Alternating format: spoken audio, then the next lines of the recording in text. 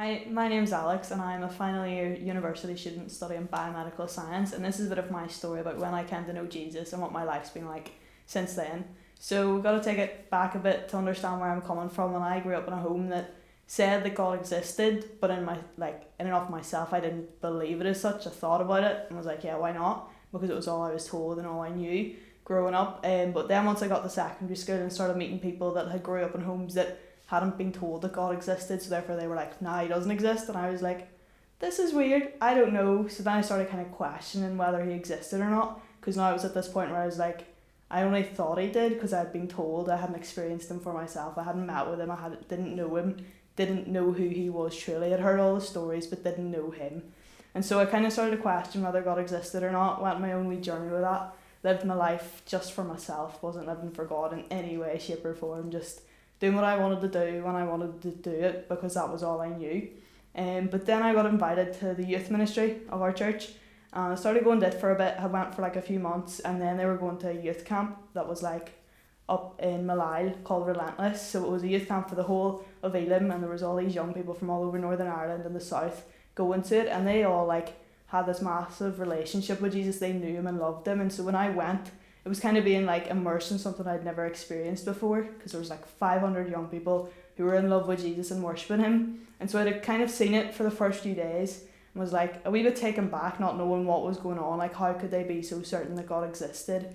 And then on the Wednesday night, the man that was preaching spoke on like counting the cost. So if you're saying that you're following Jesus, you're going to actually have to, and that will mean that sometimes your friends will leave you out. Sometimes they'll make fun of you, your family might give you a hard time, and all these different things that if God calls you somewhere, you might have to go. And I was kind of like, right, okay, and was like listening to him, giving him the benefit of the doubt, just hearing him out. And then like all the young people were like, oh yeah, I'm 100% in. They all responded and were like, yeah, 100%, whatever God asked me to do, I'm doing it. And I was like, how can you be so certain, first of all, that God exists, but now that he's worth your life? And so in that moment, like, they were all worshipping him, praying, doing whatever they were doing.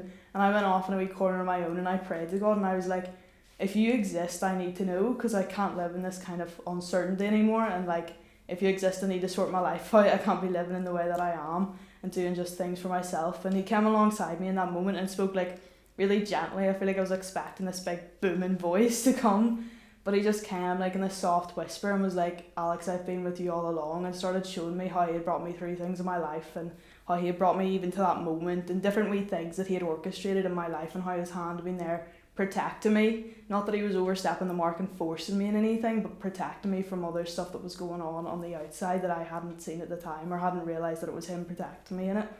And I just remember in that moment, like at the end, he showed me the cross, and it was the first time I truly understood what his love had meant for me. I'd heard it all the time when I was growing up, that Jesus loves you, he went to the cross for you, but I never understood it for myself until that moment where I was like, God did love me, because even when I was walking out my life my own way, doing what I wanted to do, going against him in reality, he was willing to come alongside me in those things and protect me and guide me, and even show grace to me up until this moment where he would reveal himself truly to me.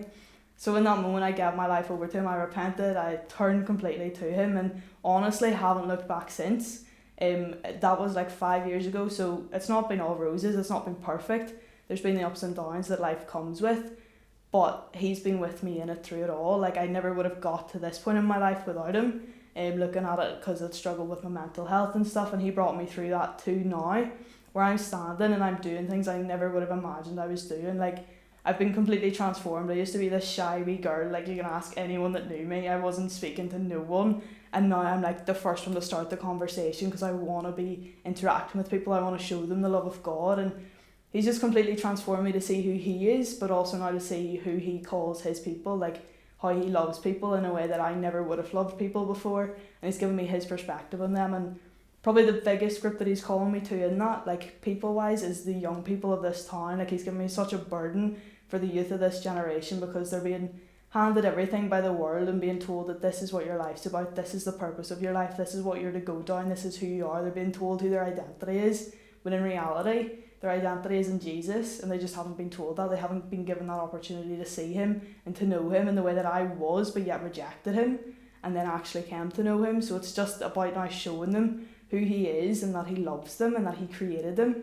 And like, what more would you want in a relationship with the creator of this universe? So that's a bit of my story. I'll be about, so you can ask me more if you want to know more. But thanks so much for listening.